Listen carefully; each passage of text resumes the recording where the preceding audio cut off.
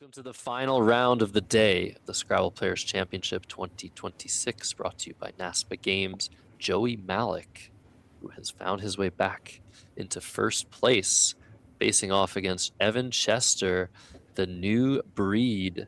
He has been really, really impressive the couple times we've watched him on stream. It's his first Division I Nationals. Joey Mallick is in his way now at 15-5. Evan 2 games behind the field. Let's see what comes onto the racks. AAEEMOT for Joey Mallick. Not a great rack. Is this an exchange 3, Will? Yeah, what to play. If you're going to try to push through here and play something, it needs to be sufficiently vowel heavy. Joey wishing he could go second, clearly, and get a T, and there you go. Quickly comes the exchange. I don't even know what was going to be my favorite play to put on the board there, Josh. Toia or something like that. Doesn't feel good enough. Exchanging seems fine. Yeah, no G for Mightier, no C for Hermitic. Evan Chester also hoping to go second, and he is going second, but didn't get the letter he needed. Joey Mallick has seen Amirate on his rack, A-M-I-R-A-T-E. Evan Chester probably just going to play him for 16 in response to a short exchange, but Hermit is also reasonable.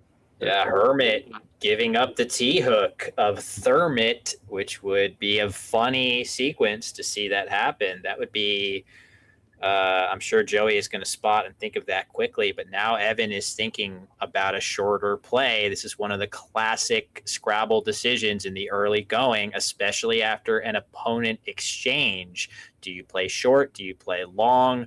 What is the play that best reduces my opponent's bingo chances, best maximize my own bingo chances, and how many points do I have to sacrifice to make that happen?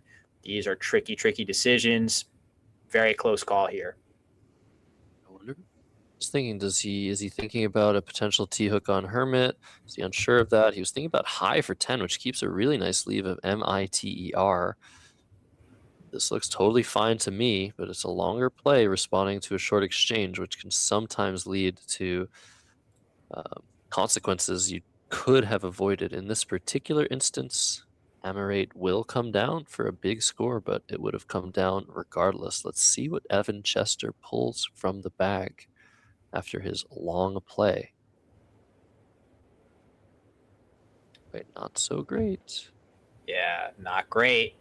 The question for Joey, how quickly is he going to spot that T-hook? I fully expect him to see it. We're going to see a much higher score for Amirate and Thermit. There we go. Of course, a player of Joey's caliber, not likely to miss that. Nicely done. And Joey Mallick jumps out to the lead in this important game. Yeah. Response, I think Evan Chester doesn't have a big decision here, just Kiwi underneath AM, but wow. There's a hold here, but Evan has accepted. I think that was a little bit of surprise maybe for him, not being totally sure about that hook, but if he realizes it's maybe outside his studying range, most likely he'll just let it go and say, well, it's Joey Mallick I'm talking about. Kiwi is a huge score, 45 points, and I think without further ado, Evan will make this play after seeing there's really nothing comparable, Will. So much higher scoring than anything else. He correctly gets this down quick. Definitely want to note, not only does Thermit take an S as a noun, it takes an E. And the player, this is actually an extremely open board at this point with the S and E hooks here and a very good sevens lane here as well, in addition to all these nice tiles to play eights through. This is a good board to play a bingo on, and we could be seeing nice tiles there for Evan. He's definitely close to something. It's pretty good. It's a pretty good draw. And Joey Mallick, on the other hand, not so great in terms of what you want to do here, which is use that K of Kiwi to great effect. But Joey could just take 40 here. He has Vasti and Thermits, keeping a B and a D, which is totally fine. He's only up 9 points though, so maybe he wants to play a little bit shorter, keep the S, keep some good tiles on this open board. I just don't know if it's worth sacrificing so many points. I think Vasti is just the play. Yeah, the idea of Vasti not just scoring much better than you can get by playing in some of the more seemingly obvious spots like this K, you can't really score as well as you do with Vasti, and you cut off that big possibility of the Thermit hooks, which you never know. That could be the difference between your opponent getting a bingo down and not in some of the cases here. Seems like definitely a justified choice for Joey Mallick. Like that for him. Back to Evan now, and he has decent looking tiles here, but no playable bingo, in fact. So he's close, though, Josh. Very close. Yeah, there are 2 tiles that he could bingo through an A. Not uploader, not re-upload. Those are 2 words that should be valid, but at least re-upload should be valid. We're YouTubers at heart here. But Poulard is the word with the A with an H. See if you in chat can find the 8-letter word using an H. The H in Thermits is semi-open, but doesn't quite work. How long will it take Evan to decide, all right, I'm not going to bingo here? He's already found porked through the K. That is 39 points. That's his best score. PULK, though, is a nice 30, keeping a much, much better leave. And that's what he's looking at now. The P at the top left of the board is also ripe for the taking for an 8-letter word. Maybe he draws Poulard, for example. I think Polk is the correct option here with a 50-point deficit. Just try to go for that bingo and keep the balance. See what he does. Yeah, I like it. Both of those plays also have one common thread, which is they block the K in the triple lane, which does look like arguably the easiest way to grab some easy points. It does feel like playing through that K for Evan is likely to reduce Joey's scores by a decent amount. And sure enough, in this case, he could have played JOOK in that spot for a pretty good score had it remained open. So now Joey is going to have to improvise and play somewhere else. So, wow, look at that. Produces, Josh, from that P. So, exactly as you outlined, that P in open space, one of the better letters. I think it's one of the top 3 or 4 letters for starting 8-letter words. And Evan is poised to benefit from that choice. Yeah, wow, great draw. And Jowd looks totally normal here for Joey, just a very standard play, getting rid of the J, scoring well, even setting yourself up potentially underneath for high scores. Let's say Joey draws the X, he gets boxed for 60, 62, but produces is coming down very, very quickly. Hopefully, Evan, take a second to look at the P at the top of the board. Decorums is nice, but what could be nicer? Let's see if Evan is able to just think a little bit harder about the position. Maybe he's just making us believe he hasn't seen bingo up top, but oh my god. This is gonna hurt, especially because produces is a completely normal word. Evan might. Oh, okay, there we go. See, he hits the clock there. I was wondering whether he might pause for a moment, but this is a big, big difference between decorums and produces here. Definitely just a miss. Missing a regular word too. Evan's not going to be happy when he finds that out, but nevertheless, he gets the bingo down. Joey with booning on his rack, not a valid word, nor, well, there is a place to play it right here. Is he going to consider pulling a fast one on the youngster? I don't know. Doesn't feel advisable, Josh. If he plays booning, fig trees will fit through the eyes, so it's actually very, very interesting. Evan's drawn pretty well EERST, but the FG making it very hard to bingo. An I is what he needs for that word, fig trees. But if Joey doesn't play booning, will he play booing in the same spot and also give back an even better spot for fig trees? Reasonable play too. What Wow. will Joey Mallick do here? It's going to be extremely important for him. to not Yeah. float an E out there. Oh my gosh, here it comes. Oh, okay. So Evan has a decision to make here. Hold. He is holding. Oh man. Okay, Okay. so Joey going for the gusto here, Josh, with the phony of booning Evan with a major gut check. Let's look at his body language here too. And this is such a multi-pronged decision because you either challenge this off and then you don't bingo, or you challenge it and then, or you don't challenge it and then you bingo. Joey Mallick will be drawing his courtesy tiles. That means he is still on hold.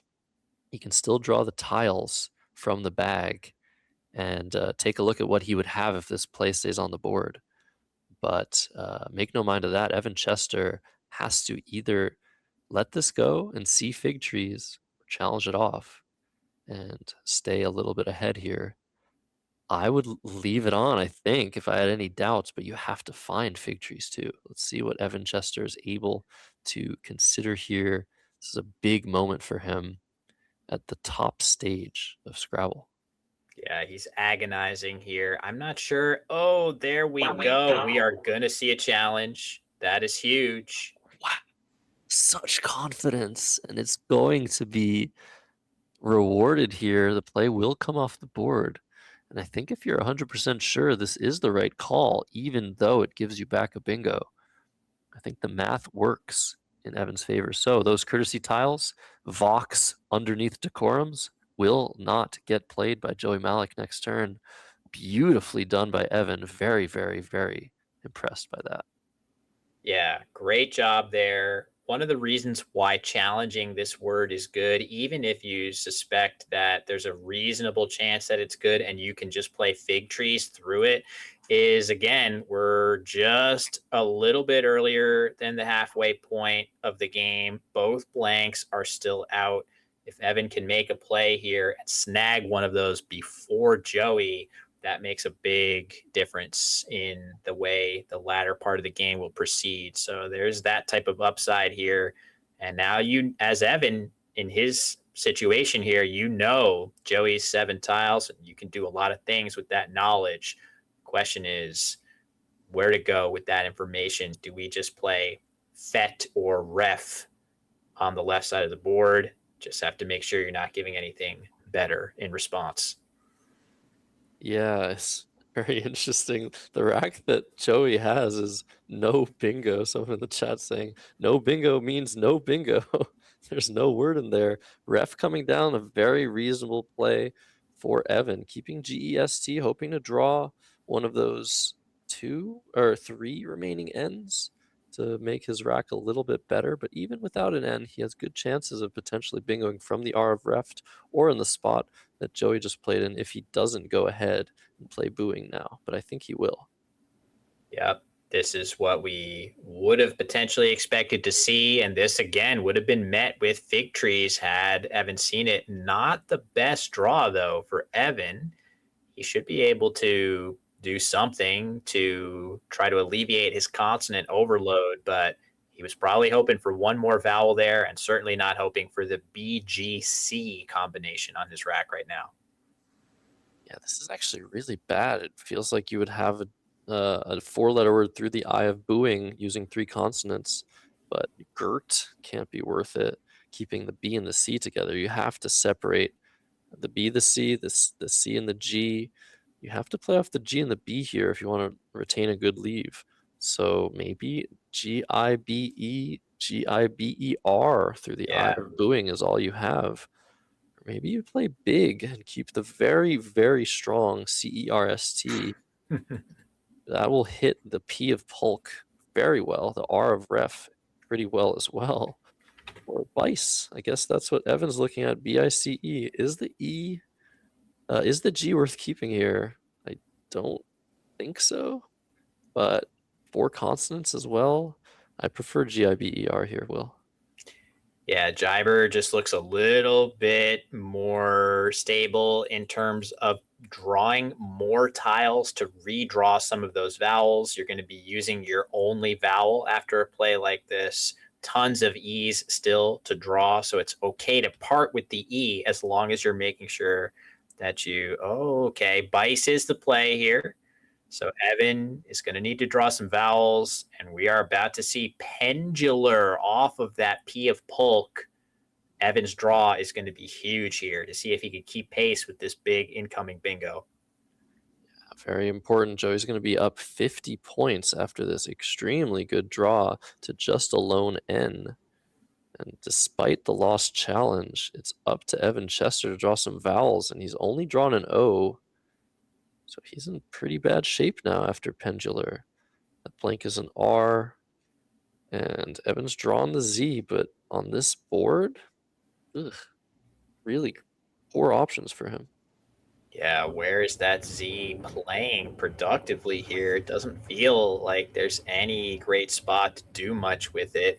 I guess if you are wanting to score at any cost, you can play Grosh here. That puts the Z in a good spot, but man, it's scary to just give your opponent easy counterplay. All they need is an A, and you give up your S. Maybe the S is okay to use here because there isn't really a great hook for it lurking anywhere on the board, but I'm not sure I'm loving that play. I don't know if I love any play, Josh. This just went from under control to a code red for Evan Chester in a hurry. Absolutely. At least he has time. He's been playing very well on the clock. Of course, Joey Mallick almost never behind on the clock, so he's doing great with 19 minutes left, and we're way past the halfway mark in this game. You have to be patient here, I think, if you're Evan Chester.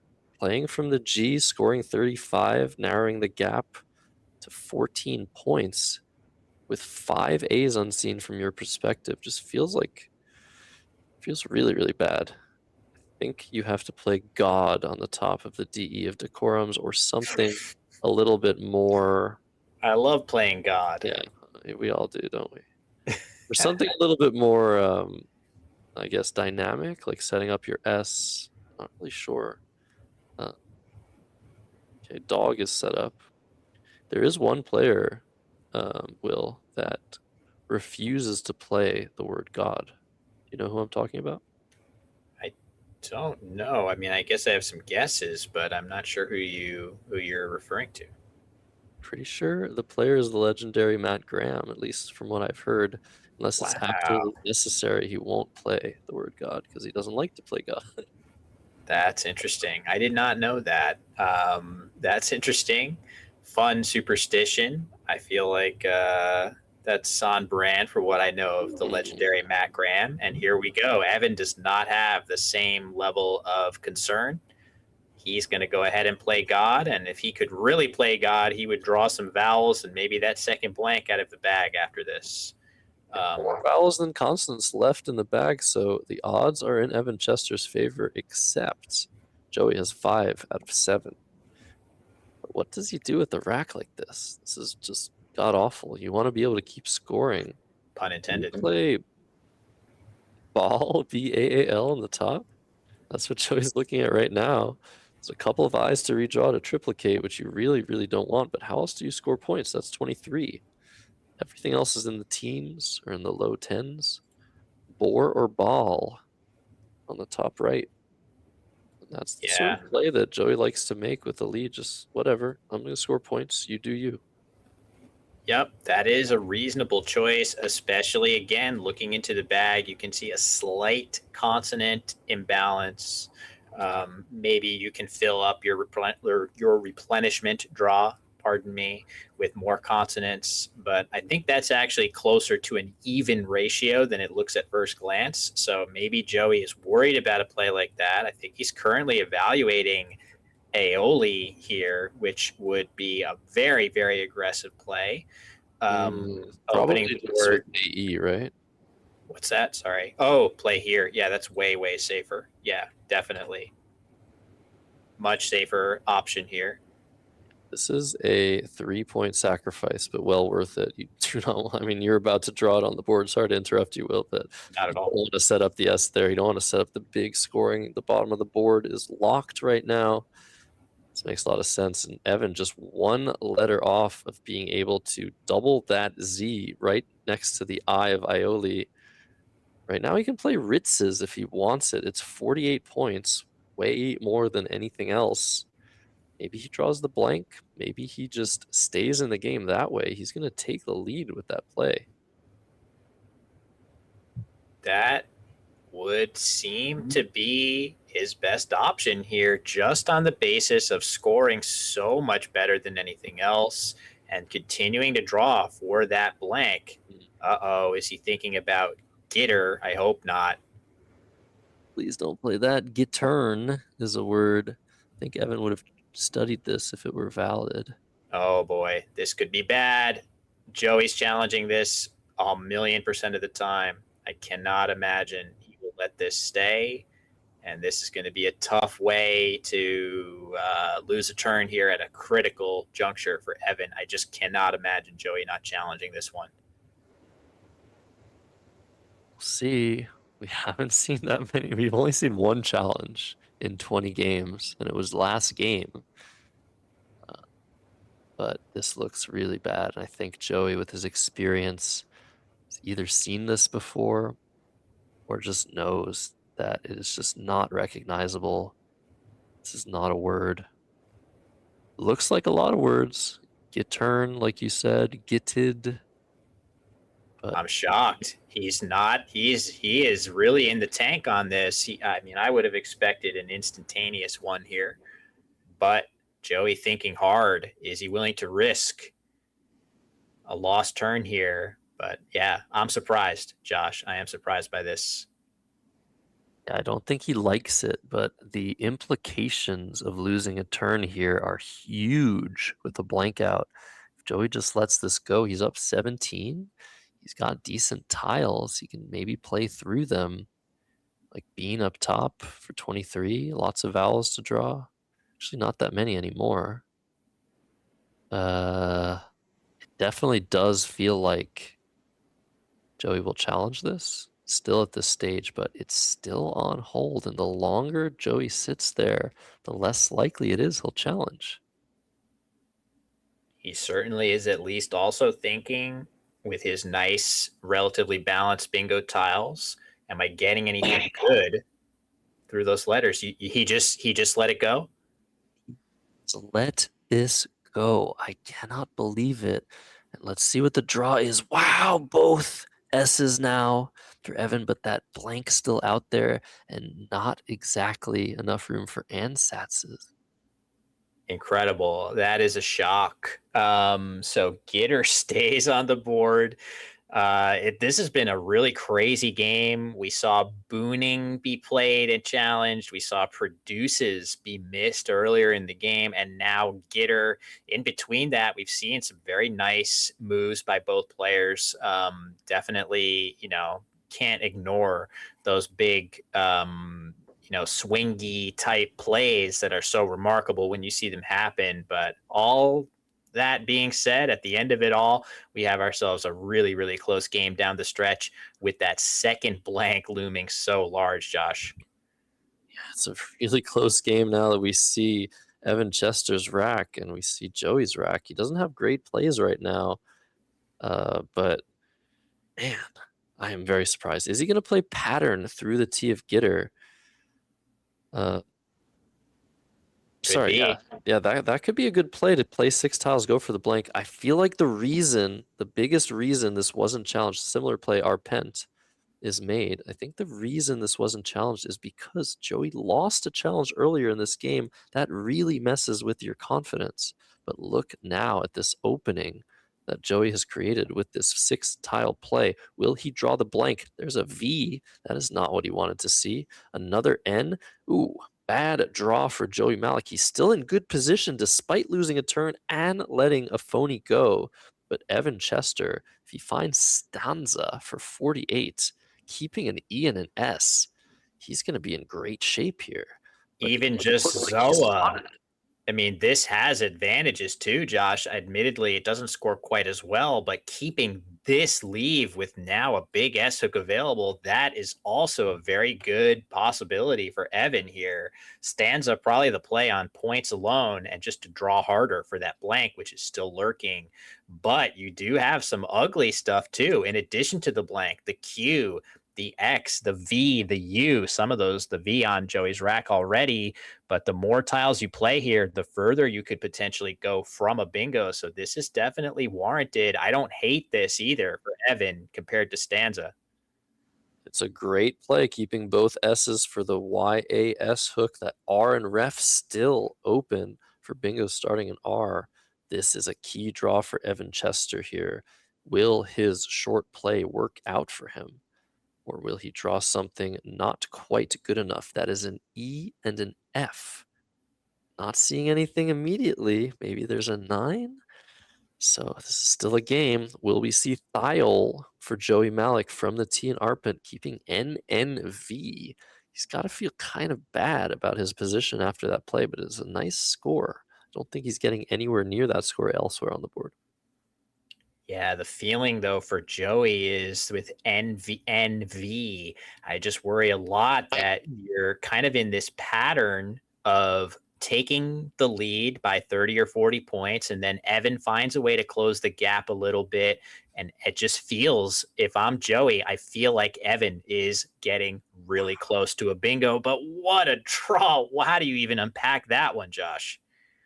That's a lot. That is very much a lot. Um, Q and blank, which kind of cancel each other out a lot of the time. Joey Mallick up 42 points here.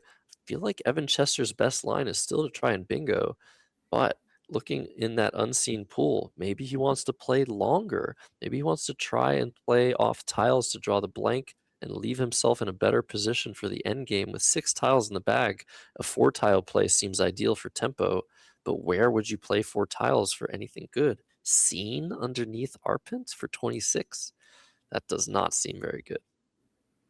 Yeah, that's just, it takes the biggest threat at your disposal away as well.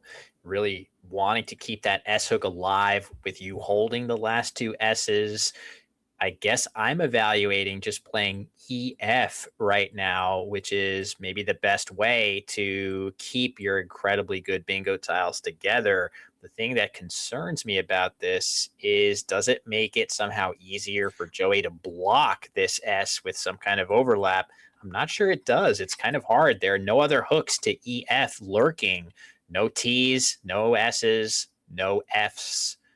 Maybe that's just a simple but decent play that continues to drive towards that devastating bingo. And by the way, not only can Evan get the bingo here, but he can easily draw into something here too, which is, I don't see how Joey's ever obstructing that spot. Yeah, so much to think about here. What is important to note is, of course, Evan's worried about Joey having the blank and potentially a bingo of his own. But if EF hits the board and Joey bingos, I think Evan will still win if he bingos out, given the Q and the X in the bag. Unless Joey has something like Requinto from the R of ref. I think the points are still in his favor, so this looks, upon further consideration, like the call for Evan Chester. No need to sacrifice points, no need to sacrifice leave. Just try again with AENSS. But what's lurking out there from our perspectives? A U, an X, a Y? It's going to be tough. Draw. I don't know if you can even draw anything. Yeah, is that oh, that's about as good as it gets, but I still don't think it's going to yield anything. So, yeah, Evan, unbeknownst to him, he is going to be struggling to actually connect on a bingo here. What's even available for him to draw? Uneases or something like that might have been all he could hope for. But what do you do if you're Joey Mallick? Where do we play the Q? We can play it for 11 points to the I and Thiol. What is he thinking about now? Van and Pen? That could be a really interesting way to play defense. But Yeah. from Joey's perspective, what is he worried about? What bingos are available in that unseen pool from his perspective? uneases and nauseas pretty much. It's only 1A, but uneases, yeah. Oh yeah, Never seen sorry, that you're right. thing. Uneases, could that be it? That's crazy. If that's all that he has to worry about, that would definitely devalue the need to play defense here. And I do feel, though, that one of the nice things about Van is that not only are you defending against any potential bingos, maybe there aren't as many as it looks like there could be at first glance, but you are also blocking scoring plays under laps here. So there is some value there because even without a bingo, your S is hit relatively hard now in this spot. So yeah, I think Van going to be the play. I feel like there just aren't enough bingos in the unseen pool for this to necessarily be the best play, Josh, but it does have logic behind it. All righty, one tile left in the bag, and it's a Y. Evan Chester doesn't know that, but can he? Equinox. Insane. This doesn't fit. Hopefully, we don't see him open a spot for that. Can Evan Chester outscore Joey Mallick in the end game if he plays something long? But what would he play that even? What long plays are there? Something like Bean up top? I want to play a lot more tiles off from the unseen perspective. What is the threat? How can Joey Mallick score points? Is it the E in Gitter? Is it something else? Evan looking at playing Vans and Fs, that's the first thing that comes to mind for me, Will, which is 26 points, narrowing the gap to 4, but then you're stuck in an endgame 7 versus 7. Joey to go first. It's looking really, really difficult. Yeah, I feel like the end game timing aspect is creeping in again, where I really would want to play more than one tile here. I want to give myself at least a chance to draw an outplay that forces Joey to think a little bit and maybe not play an obvious or, top scoring play that he otherwise would try to do, just because Evan would simply go out and collect either the Q or the X, which it's going to be not that easy for Joey to play both of those tiles.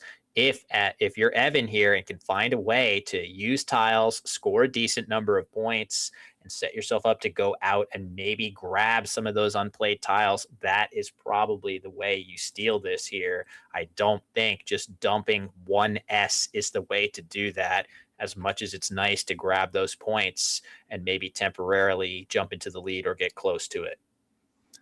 That is right, but with all that being said, you still have to find a move. What about SINE underneath ref, making odes and DEFI? Will that be good enough if Evan Chester is able to go out next turn? Let's try to look into the future there. 4, 6, 10, 14. Or here, SEINE. Oh, that's maybe an even better way to try and go out. Is this enough for Evan, who's down 30 points, but is facing a situation where Joey Mallick needs to part with both a Q and an X, or be left with tons of points to donate to Evan Chester once he goes out next turn? So I think this is right. One tile in the bag, you have to try and go out next move with as many draws as possible. You have to avoid the Q, obviously. Very complicated situation. Evan Chester down to 6 minutes. Still considering just dropping the S. Feel like you play long here.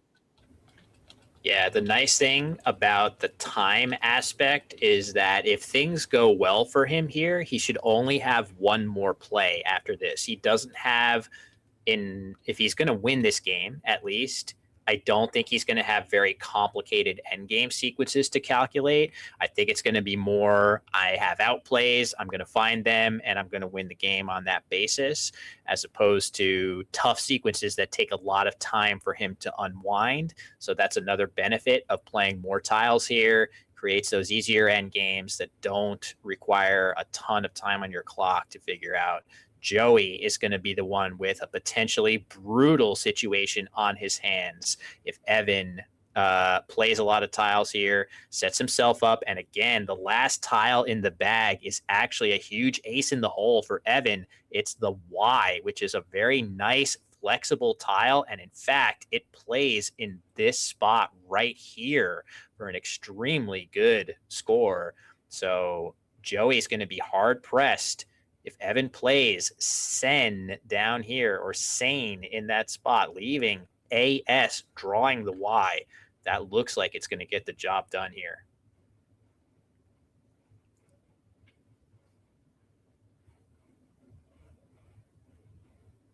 So let's see.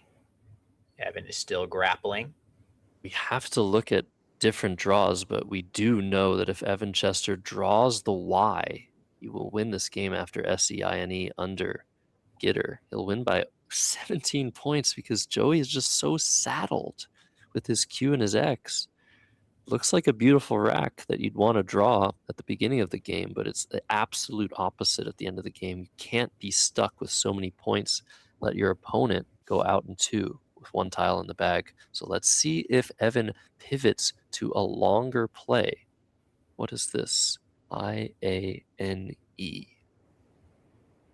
Not seeing what that's. Is he thinking about ESS instead? I'm not sure where that would go. But yeah, I feel like he's probably locking into the idea of playing as many tiles as possible. The trick is figuring out where is the best way to do that. And I wonder if he's also thinking about Joey's previous play of Van and what could that mean for his likelihood of keeping the Q and X. Is Evan trying to win this game with an X draw? The Q draw is going to be really, really tough to win. I think hopefully he can sort of realize that it's almost impossible to win if that's the last tile in the bag. He might be tempted to come up with a way to win with an X draw. That's still going to be pretty tough to do. I just don't see a great place where he can spend enough tiles. Where would he, if he plays Sen, for example, leaving AS, he would have SAX on his rack, but what good does that even do him? Yeah, is SAX good? He will be threatening, actually won't be threatening anything. You're right, he'll have AX on the top right though. How does Joey block that? So I think the X is a good draw too. The U, you have to look at all these options, but I don't even think Evan has been considering long plays.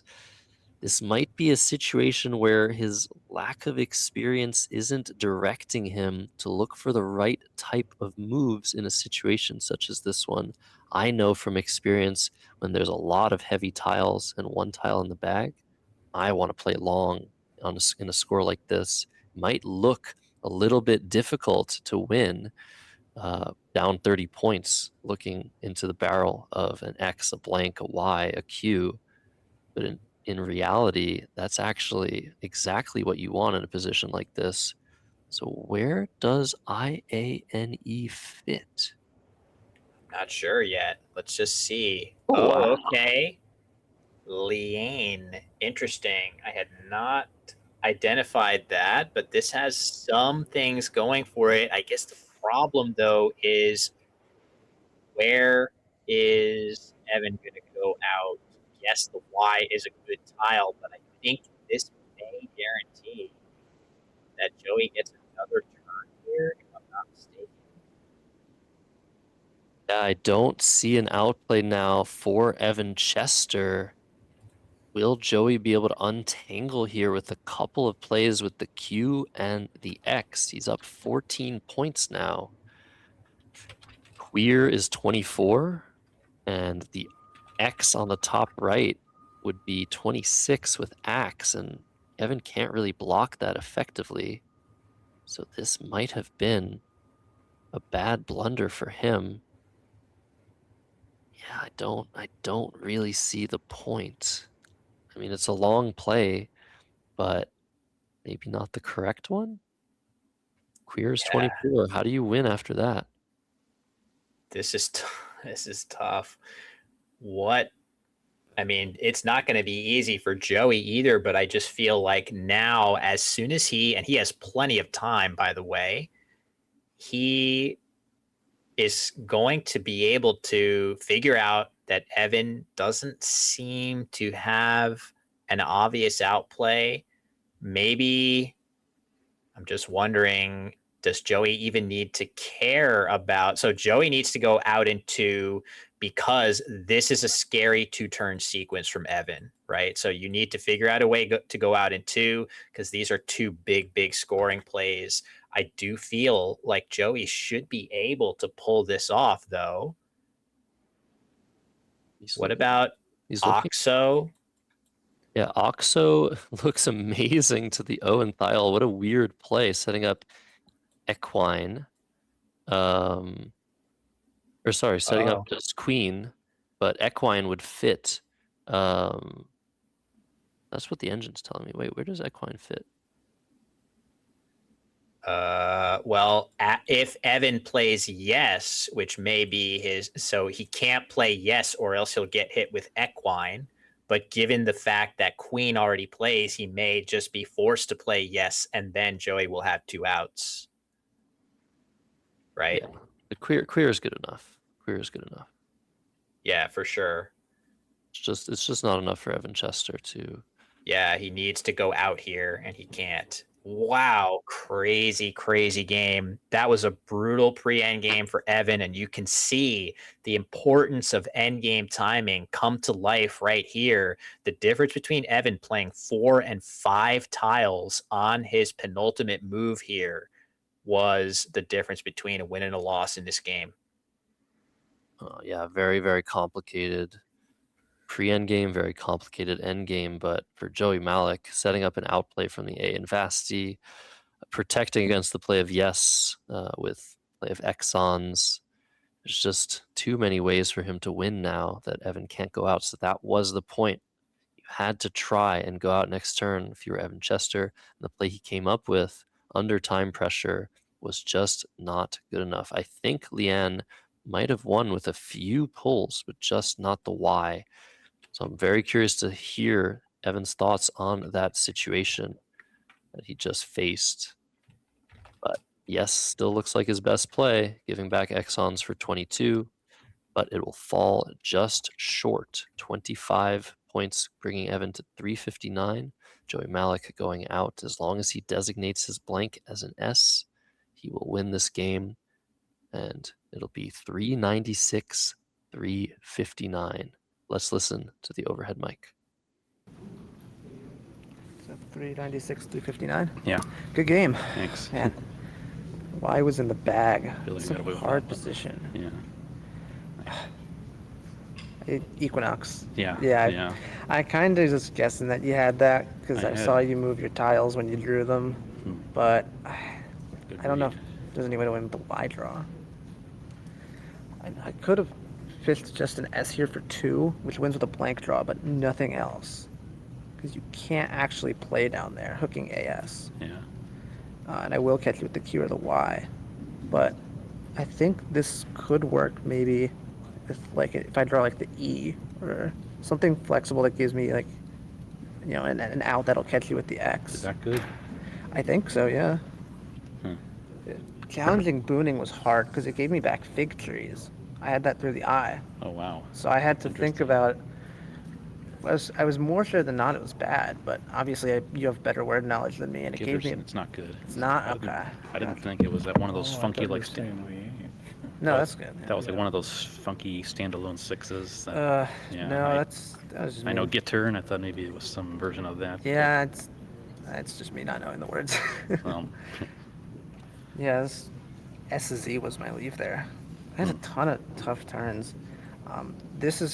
Was a mistake. I know I had the word gross, GROSZ on my rack. I missed that I could play it here. Oh. So that was probably wrong. I mean, it would have kept DGT, but it would have scored a good amount better. So I don't know. yeah, I've been making like the perfect mistakes pretty much all weekend. Yeah, From the rack I had to give back, and then I got the blank like one turn later. I know, right? Yeah, It's like it's, you it seems like I'm on the other. When I challenge something up, and it seems like my opponents go on to like do great things after that for some reason. So it's not always. yeah, that's actually the first phony I've challenged. always off this merit. flip. It's not always Oh, my it's not, merit. But never mind. I've not been challenging many words off me. No one's been phonying me, which is weird because I don't know the words. People should take advantage of that. Yeah, Thermit was one of those weird ones that was It came out in 1991 and then came back many years later. Oh, okay. Gotcha. Steve remembers that, right? Well, That was I one of don't the remember the years. that was one of the original 37 that were deleted, and then like half of them came back, like Borazon came back, and Noir.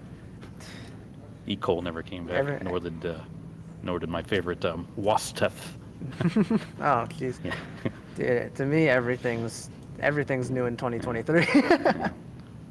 Oh man, this was a lot of interesting turns, though. I'm really curious what the commentators have to say. Yeah. I'm probably out of it now as far as getting to the finals is concerned, but I'm very glad to have been competitive for this long. Yeah, I mean, maybe if I like win all my games or something, but probably not happening. I'm gonna be playing too good of players for that to happen.